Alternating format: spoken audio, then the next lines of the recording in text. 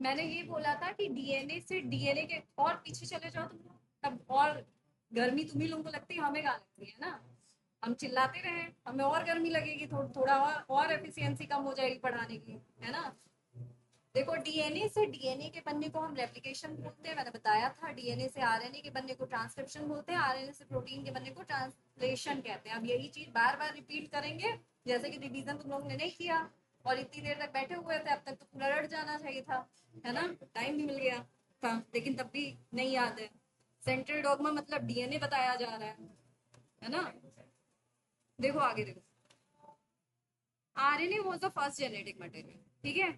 RNA के बारे में अब बात हो रही है कि आरएनए हमारा पहला जेनेटिक मटेरियल था। There is now enough evidence to suggest that essential life processes evolved around RNA. जितनी भी प्रोसेसेस होती हैं वो किसके अराउंड होती हैं? आरएनए के अराउंड। क्योंकि जाहिर सी बात है ना, ये देखिए आप,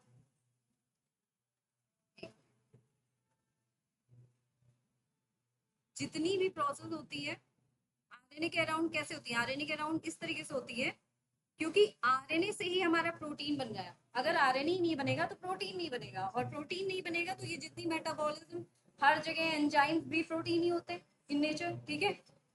मेटाबॉलिज्म नहीं होगा, ट्रांसलेशन नहीं होगा, स्प्लाइसिंग नहीं होगी, तो कोई भी जो है कोई भी प्रोसेस हो नहीं पाएगी। तो यही लिखा गया है यहाँ पे, there is now enough evidence to suggest that essential life process, जितनी भी, यहाँ पे बस आपको इतना नोट डाउन करना है कि essential life processes evolve around RNA, ठीक है।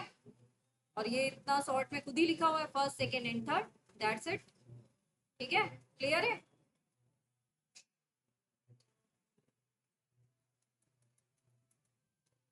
RNA used to act as genetic material as well as catalyst, ठीक। आरएनए को जेनेटिक मटेरियल की तरह भी यूज कर सकते हैं, कैटलिस्ट। अच्छा, कोई एक्सप्लेन कर सकता है कि कैटलिस्ट होता क्या है?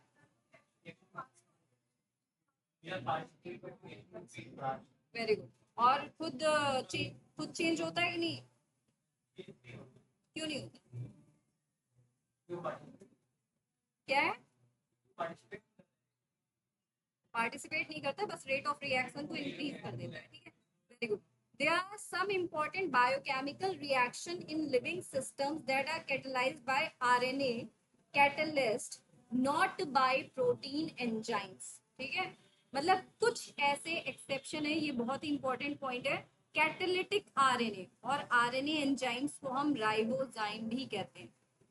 मतलब ये कह रहा है कि सम इम्पोर्टेंट बायोकेमिकल, ज्यादातर protein enzymes protein in nature होते हैं, लेकिन जो आरएनए होता है वो भी एंजाइम्स की तरह कभी कभी काम करता है। जब वो काम करता है तो उसको हम क्या बोलते हैं? राइबोजाइम। तो आपको यहाँ पे सिर्फ इतना नोट डाउन करना है, catalytic RNA, catalytic heading, main heading रहेगी RNA, then catalytic RNA, RNA enzymes,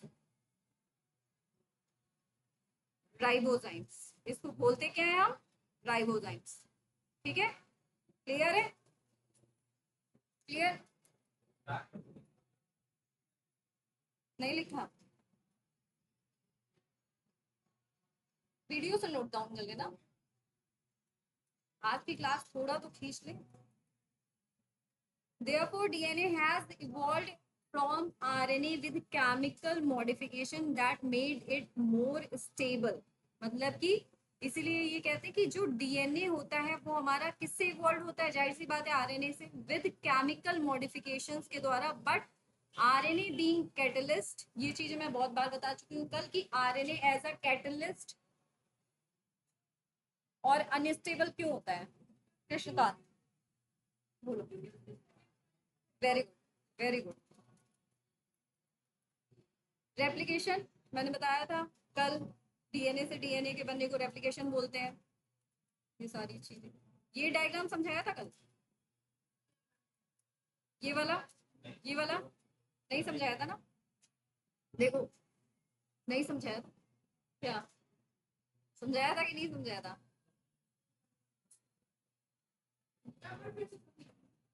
तुम लोग रोज समझते रहे ना। और टॉपिक बहुत बड़ा है, देखो हमको इस वीक में ये खत्म करना है, ऐसे खत्म करना है कि तुम लोग को समझ में भी आ जाए, ठीक है, इसको हम ऐसे बता दे रहे हैं, 1 मिनट। देखो, जब हम डीएनए की टेम्पलेट को ओपन करते हैं, सीधे स्ट्रैंड में बना रहे हैं, सॉरी ध्यान से देखो, नहीं तो कहोगे नहीं समझाया मैम। ठीक है, ये है, ठीक, A T G C, A T G सी, ठीक, दोनों स्टैंड है। इनको जब हम ओपन करते हैं, डीएनए रेप्लिकेशन स्टार्ट कैसे होता है, रेप्लिकेशन फोक बनता है, ठीक है। अच्छा, कोई भी प्रोसेस स्टार्ट हो रही है, वहां पे एंजाइम्स तो लग ही रहे होंगे, ठीक। तो यहाँ पे जो एंजाइम्स लग रहे हैं वो कौन कौन से, हेलिकेज है, टोपोआइसोमरेज है, प्राइमेज है, डीएनए पॉलीमरेज है, ठीक है। जो मेन एंजाइम यहाँ पे यूज हो रहा है वो है हमारा डीएनए डिपेंडेंट, कौन सा, डीएनए पॉलीमरेज। इतनी बात क्लियर है, क्लियर है, मेन एंजाइम। अब देखिए यहाँ पे,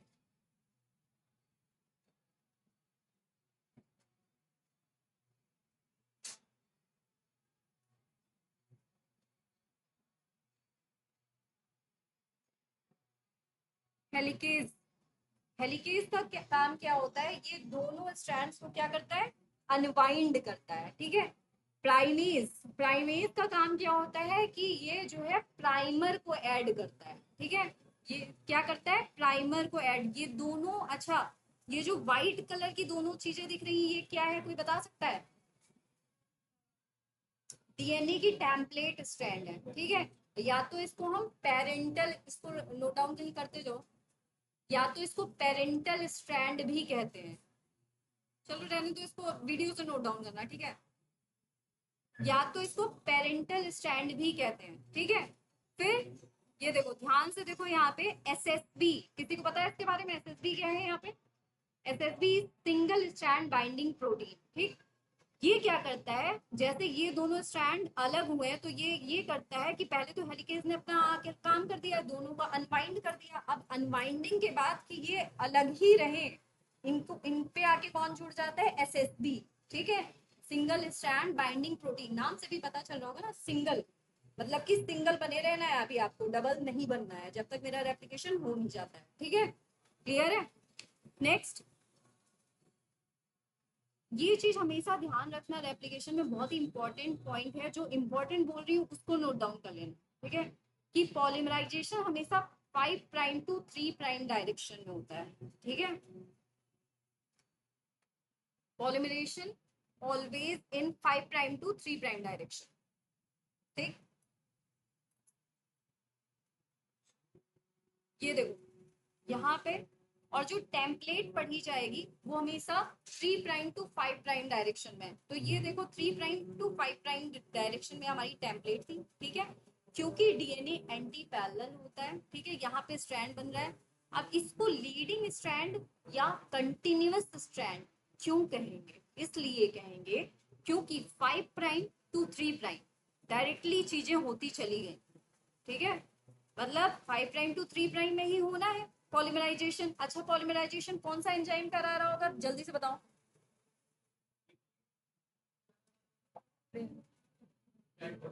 पॉलीमराइजेशन,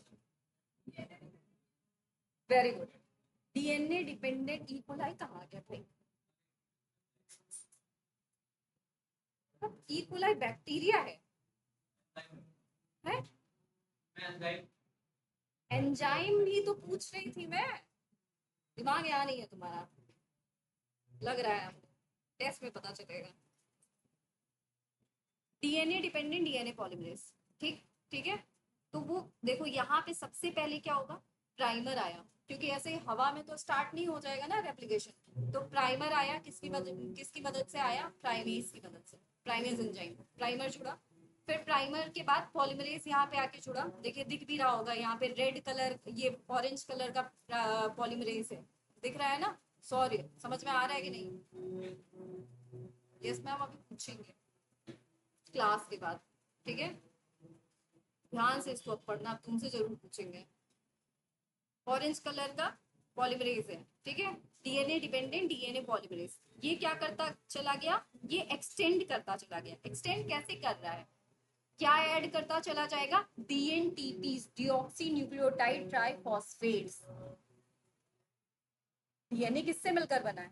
डीएनटीपी से मिलकर बना है। नहीं याद आ रहा है? न्यूक्लियोटाइड ट्राइफॉस्फेट कल बताया था, न्यूक्लियोटाइड्स बताए थे, तब फिर भूल गए कि डीएनए न्यूक्लियोटाइड से मिलकर बना होता है। यही चीज मैं कह रही थी ना कि वो हमेशा दिमाग में होना चाहिए, वो नहीं होगा तो फिर दिक्कत। ये चैप्टर ये समझ लो कि हर चीज से पीछे कोरिलेटेड है, और ये चैप्टर पूरा समझने का चैप्टर है। इसमें बस आपको एंजाइम रटने हैं, लेकिन बाकी हर प्रोसेस को आपको समझना पड़ेगा। क्लियर है बात? अब क्या हुआ यहाँ पे? प्राइमेज था, प्राइमर ऐड हुआ, उसके बाद पॉलीमरेज ने 1 डीएनटीपी 2 3 4 5 कर दे पॉलीमराइज। जहां पे भी बायोलॉजी में टर्म आ जाए पॉलीमराइज, मतलब कि चेन का एक्सटेंशन होता जा रहा है। इतनी बात क्लियर है? सिंगल स्टैंडर्ड बाइंडिंग प्रोटीन देखिए दिख रहा है, ठीक है। सिंगल स्टैंडर्ड बाइंडिंग प्रोटीन से क्या है? हाँ, इसको लीडिंग स्ट्रैंड क्यों कह दिया गया? कंटिन्यूअस, मतलब नाम से ही पता चलता है लीडिंग या कंटिन्यूअस स्ट्रैंड इसको हम क्यों कह रहे हैं, क्योंकि जो डीएनटीपीज है वो कंटिन्यूअसली सिंथेसाइज होते चले जा रहे हैं। इतनी बात क्लियर है? और इसीलिए इसको हम लीडिंग स्ट्रैंड भी कहते हैं। इतनी बात क्लियर? अब नेक्स्ट वाली टेम्पलेट पे क्या होता है? यहाँ पे केस उल्टा होता है। यहाँ पे तो 3' टू 5' था, लेकिन यहाँ पे जो टेम्पलेट है वो यहाँ पे 5' टू 3' होगी। भाई एंटी पैरेलल है। फिर जब यहाँ पे इधर से पॉलीमरेज रीड करना स्टार्ट करेगा तो क्या करेगा कि छोटे छोटे फ्रेगमेंट्स बना पाएगा, क्योंकि इसे डायरेक्टली पूरी चीजें नहीं मिल पा रही है ना। 3' टू, भाई यहाँ पे क्या था? यहाँ पे तो चीजें सीधी थी। 5' जैसे मान लो किसी के घर का रास्ता सीधा है, कहीं पे कोई मोड़ ओड़ नहीं है, ठीक है, तो हम सीधे पहुंच जाएंगे, हमें कुछ भी अपना दिमाग लगाने की जरूरत नहीं पड़ेगी, जबकि हम लोग ह्यूमन बीइंग हैं, ठीक है।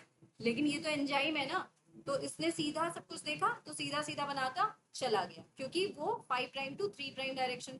लेकिन जब इसने ये देखा कि हमें उल्टा चलना पड़ेगा 5' टू 3' के लिए, तो ये यहाँ से छोटे छोटे फ्रेगमेंट्स में बनाएगा, ठीक है। क्या बनाएगा? डीएनटीपीज के जो हमारे छोटे छोटे बेसिस जो ऐड हो रहे हैं वो छोटे छोटे फ्रेगमेंट्स में बनाएगा, और इसी को हम क्या कहते हैं? ओकाजाकी फ्रेगमेंट्स कहते हैं, ठीक है। ओकाजाकी फ्रेगमेंट्स अभी आगे और अच्छे से समझ में आ जाएगा, वहां पे लेबलिंग भी दी होगी, यहाँ पे लेबलिंग नहीं दी हुई है। ओकाजाकी फ्रेगमेंट्स हो जाएगा। इतनी बात क्लियर है? ठीक। अब ये देखो ध्यान से, इसमें भी नहीं क्लियर है, देखें कोई ऐसा डायग्राम मिल जाए।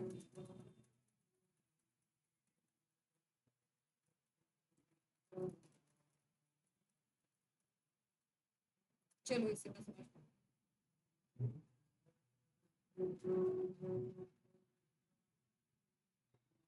देखो, डीएनए डबल हेलिकल, ठीक है, यहाँ से ओपन होना स्टार्ट हुआ दिख रहा है, हेलिकेज आया, ठीक। हेलिकेज ने ओपनिंग, समझ में आ रहा है कि नहीं? हेलिकेज ने ओपनिंग स्टार्ट शुरू कर दी, ठीक है। अच्छा, डीएनए पॉलीमरेज थर्ड, ये क्या कराता है हमारा? डीएनए पॉलीमरेज, इसमें 3 टाइप्स के होते हैं, फर्स्ट सेकेंड थर्ड। मेन जो पॉलीमराइजेशन का काम होता है डीएनए पॉलीमरेज थर्ड का होता है। इतनी बात ठीक है? ये बात याद रखिएगा, ठीक है। अब मैंने ये बताया था कि न्यू स्ट्रैंड, देखिए टेम्पलेट स्ट्रैंड हो गई, ये भी टेम्पलेट स्ट्रैंड, दोनों जो डीएनए की पुरानी वाले स्ट्रैंड्स थी उनको हम क्या बोलेंगे? टेम्पलेट स्ट्रैंड या पेरेंटल स्ट्रैंड। इतनी बात क्लियर है?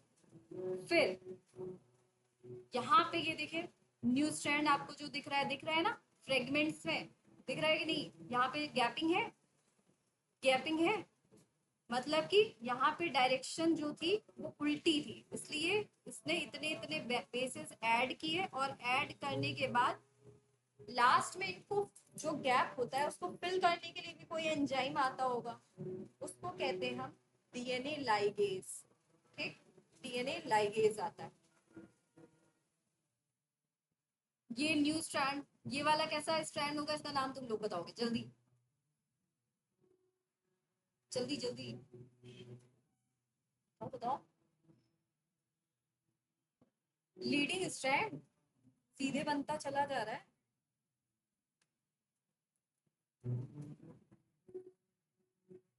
इससे ये सजेस्ट किया जाता है two strands would separate and act as template for the synthesis of new complementary strand. मतलब कि जो दो स्ट्रैंड्स हैं वो सेपरेट हो रहे हैं और टेम्पलेट की तरह काम करने लग रहे हैं। किसके लिए? कॉम्प्लीमेंट्री। कॉम्प्लीमेंट्री क्यों कह रहे होंगे, कोई बता सकता है?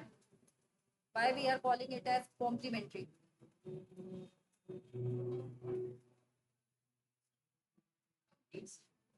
कॉम्प्लीमेंट्री मतलब होता है ना, हाँ, पूरक, एक दूसरे के पूरक हैं। ए टी से ही बाइंड करेगा, जी सी से ही बाइंड करेगा। टेम्पलेट स्ट्रैंड आया, उसके बाद जब जो स्ट्रैंड बन रहे हैं वो कैसे बन रहे हैं? ए वाला क्या सी से बाइंड करेगा? नहीं ना, टी से ही बाइंड करेगा ना। एंजाइम्स भले आ रहे हैं लेकिन रूल फिक्स है कि ए टी से बाइंड करेगा, जी सी से बाइंड करेगा।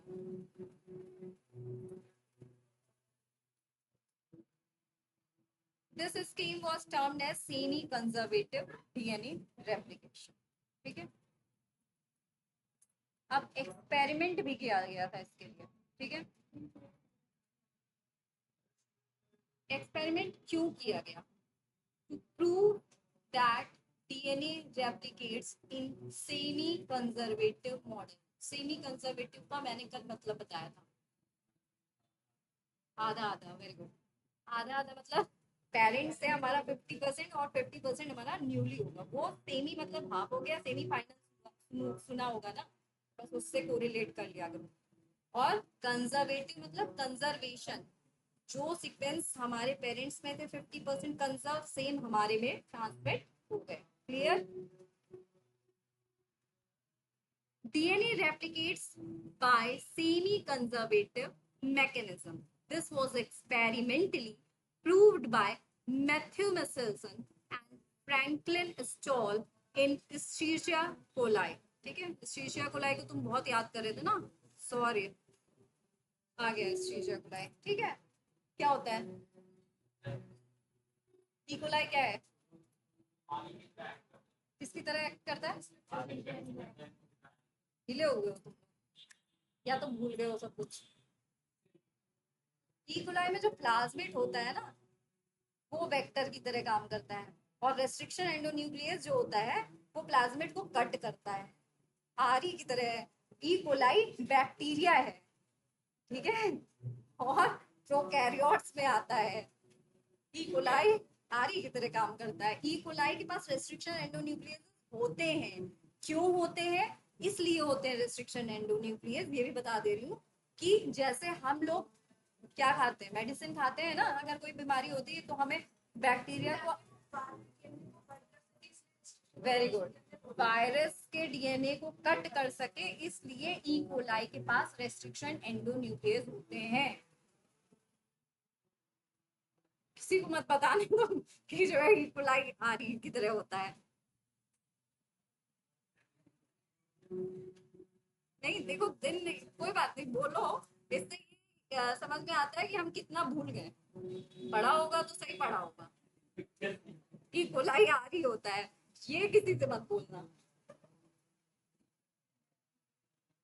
देखो, द डीएनए, ये तो मैंने बता दिया। अब ये याद रखना, मैथ्यू वेसलसन। अभी 12th में कौन कौन है? सभी लोग हो? हाँ, तो बोर्ड का एग्जाम दोगे तो मे बी ये एक्सपेरिमेंट आ जाए। ठीक है, बहुत इंपॉर्टेंट है। मैथ्यू वेसलसन, फ्रैंकलिन स्टॉल, इन्होंने किया था किसमें? एस्चेरिचिया कोलाई में एक experiment. They grew E. coli in a medium containing N15NH4Cl। ये यहाँ से नहीं ना करके पहले मैं तुमको डायग्राम समझाऊंगी। ठीक है, देखो क्या होता है। N15 मतलब कि इन्होंने क्या किया, नॉर्मल वाला जो डीएनए था, अब इनको सिर्फ इतना प्रूव करना है कि 50% क्या आएगा, न्यू आएगा, और 50% क्या आएगा, हमारा ओल्ड आएगा। क्लियर है इतनी बात? ठीक, तो इसको प्रूव करने के लिए इन्होंने क्या किया, इन्होंने N15 वाला डीएनए लिया। N15 डीएनए क्या है? हैवी डीएनए बोलते हैं इसको। क्या बोलते हैं? Heavy DNA. ठीक है,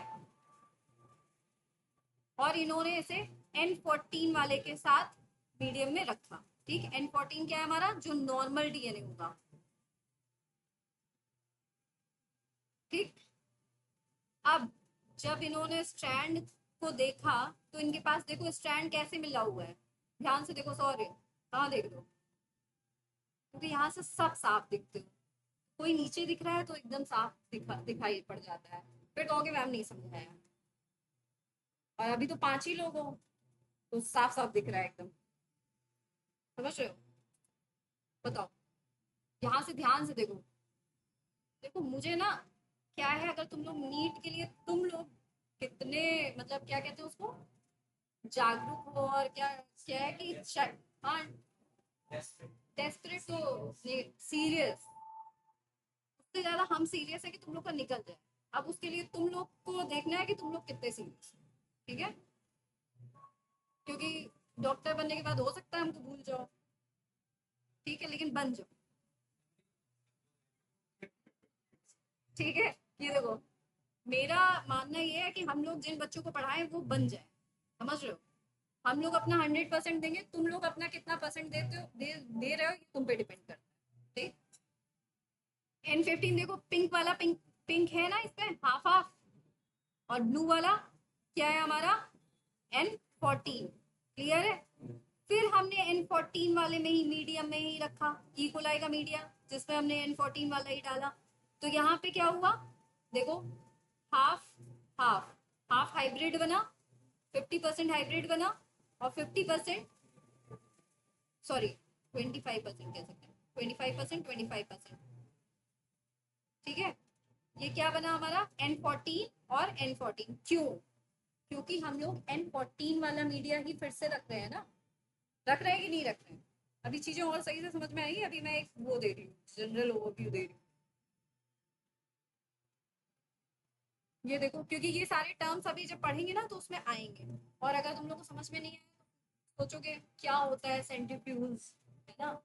समझ में आया? बहुत अच्छी फील्ड होती है डॉक्टर की, के समझ लो, क्योंकि डॉक्टर बनने के बाद ना तुम्हारे पास इतने सारे रास्ते खुले हुए हैं, साइंटिस्ट भी बन सकते हो उसी में साथ साथ में, क्योंकि आपके डॉक्टर्स को कंपलसरी रिसर्च करनी ही करनी है, समझ रहे हो?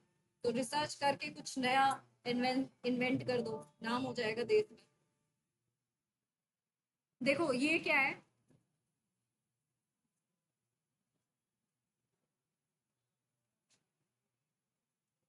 DNA in caesium chloride solution in centrifuge, ये हमारी सेंट्रीफ्यूज ट्यूब होती है, और ये जैसे हमारे घर में मिक्सर होता है ना, तो मिक्सर में हम जब मान लो कि कोई चीज ऐसे डालते हैं, मान लो सेक बना रहे हैं, ठीक है, सेक बना रहे हैं, उसमें हमने बहुत सारे खजूर वजूर डाल रखे हैं, तो खजूर की डेंसिटी थोड़ी सी ज्यादा होती है, खजूर हो गया और ये सारे ड्राई फ्रूट्स हो गए, तो वो नीचे चले जाएंगे, और मैंगो शेक में जो बाकी चीजें मिक्स हो जाएंगी वो ऊपर आ जाएंगी, तो मतलब कि जिनकी डेंसिटी कम होती है वो ऊपर आ गया, और जिनकी डेंसिटी ज्यादा होती है वो नीचे आ गया, ठीक है? इसी प्रिंसिपल पे हमारा सेंट्रीफ्यूज मशीन काम करती है, ठीक? इतनी बात क्लियर है? क्लियर है? तुमने अपना नाम क्या बताया था? अवनीश, हाँ, Awanish, Saumya,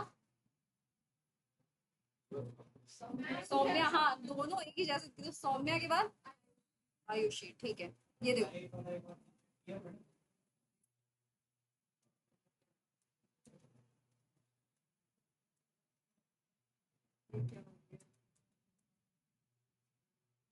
please enter your sign, okay, फिर से करें?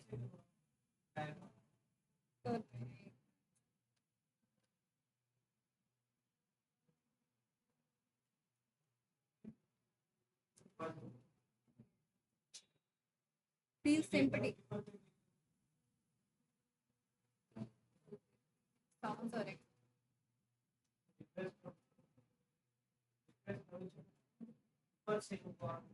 कहाँ से? अच्छा अच्छा,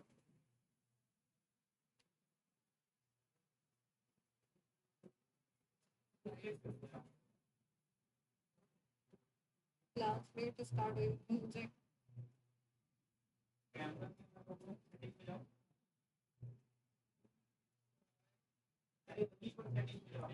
अच्छा,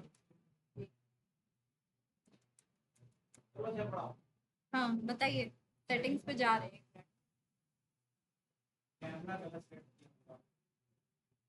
कहाँ पे? अच्छा अच्छा, हीरोइन। हाँ। अच्छा, ओबीएस वर्चुअल कैमरा, हाँ। जल्दी जल्दी हो गया। क्लास लेट हो गई थी तो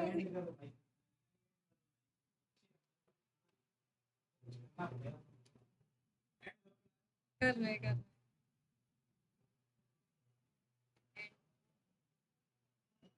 एंड कर दी।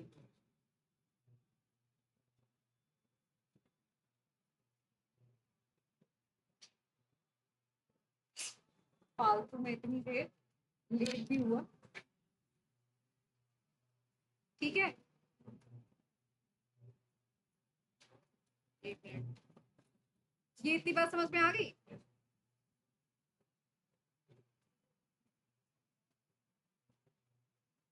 नेक्स्ट ये देखो, N15 वाला है, ठीक है, हैवी डीएनए है हमारा। हैवी डीएनए तो इसकी डेंसिटी क्या होगी, ज्यादा होगी। जब ज्यादा है तो ये क्या कहाँ पे आया, नीचे आएगा। हाइब्रिड वाले में क्या है कि ये बीच में आएगा, क्योंकि इसमें हैवी भी है लाइट भी है, ठीक है। फिर उसके बाद जो लाइट वाला डीएनए है वो हमारा ऊपर आएगा, ठीक है। क्यों आएगा, क्योंकि इसकी डेंसिटी सबसे ज्यादा कम है। Very good.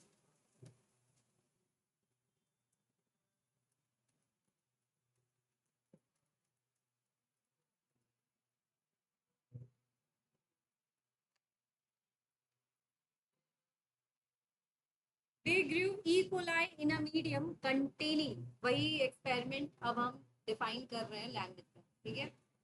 दे ग्रू मतलब कि ये जो साइंटिस्ट है उन्होंने क्या किया, ई कोलाई को ग्रो कराया मीडियम कंटेनिंग NH415Cl, ठीक है। N15 is the heavy isotope of nitrogen, ठीक है। हैवी। अच्छा, ये बात सोचो कि नाइट्रोजन N15 और N14 ही क्यों ले रहे हैं, रीजन। आइसोटोप्स तो है, ठीक है। क्यों, क्यों N15 लिया? क्योंकि हम डीएनए का रेप्लिकेशन देख रहे हैं ना, देख रहे हैं कि नहीं देख रहे हैं। तो डीएनए का रेप्लिकेशन देख रहे हैं, तो उसमें जो न्यूक्लियोटाइड्स थे उसमें नाइट्रोजन था कि नहीं था। तो जब नाइट्रोजन N15 और N14 वाला इनकॉर्पोरेट होगा तो क्या होगा, फ्लोरेसेंस आएगा कि नहीं, मतलब वो चीजें इनकॉर्पोरेट होते हुए दिखेंगी कि नहीं दिखेंगी। क्लियर है इतनी बात? तो इन्होंने क्या किया, जो साइंटिस्ट थे हमारे, इन्होंने ई कोलाई को ग्रो कराया इन मीडियम कंटेनिंग NH4Cl, ठीक है। NH15 NH4Cl। 15N is the क्या है, हैवी आइसोटोप ऑफ नाइट्रोजन, ठीक है। Heavy isotope of the nitrogen as the only nitrogen source for many generation, ठीक। The result was that N15 was incorporated into newly synthesized DNA। मतलब कि जो N15 था वो न्यूली वाले जो सिंथेसाइज डीएनए आया उसमें इनकॉर्पोरेट हो गया। उसके बाद क्या होता है, कंप्लीट करा देते हैं। The heavy DNA molecule could be distinguished from the normal DNA by centrifugation in a cesium chloride density gradient। इतनी बात क्लियर है? सॉरी, क्लियर है? पूछे, बताओ। सोचो मेरी सावधानी हटी, दुर्घटना घटी, उतना लेट हो रहा था, ओबीएस की जगह इरविन लग गया। तुम्हारी सावधानी हटी, दुर्घटना घटी, जो तुम उधर देख रहे थे इतनी देर में ये निकल गया स्लाइड जो मैंने बोला। बताओ, किसको समझ में आ गया वो बता दे। सौम्या, समझ में आया? Calcium chloride, caesium chloride. Caesium chloride की डेंसिटी हैवी होती है। अच्छा, डायग्राम में भी समझाया था।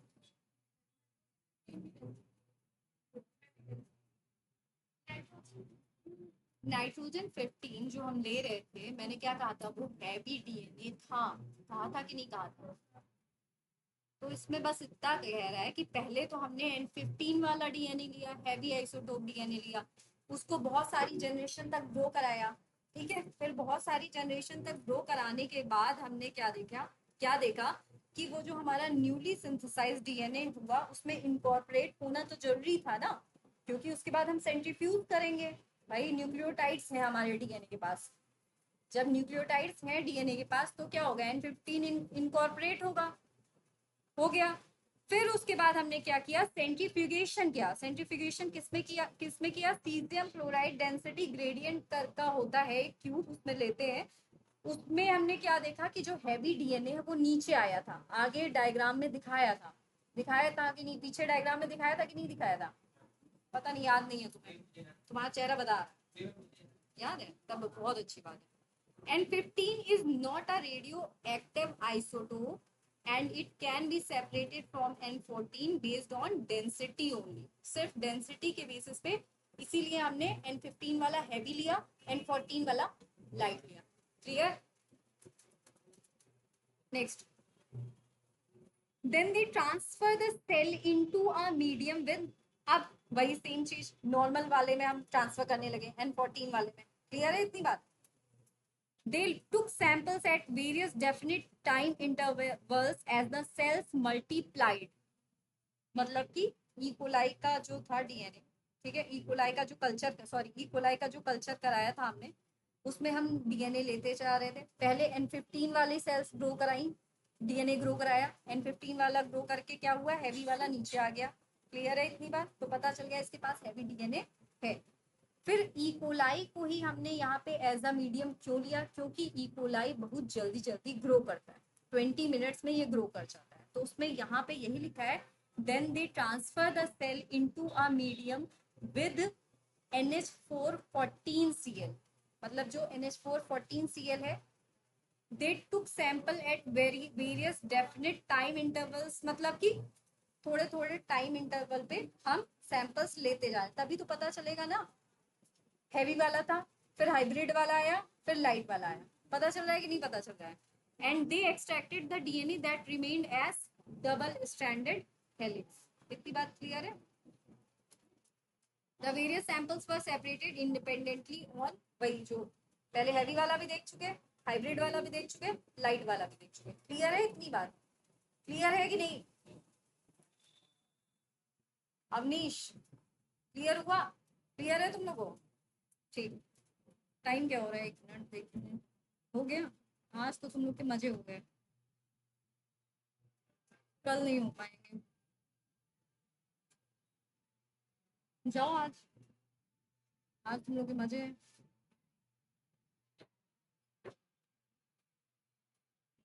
कल जल्दी खींचेंगे, आज का पूरा पढ़ के आना, ठीक है? क्योंकि कल हो सकता है हम ट्रांसक्रिप्शन पूरा कंप्लीट करेंगे। PDF ठीक भेज देंगे।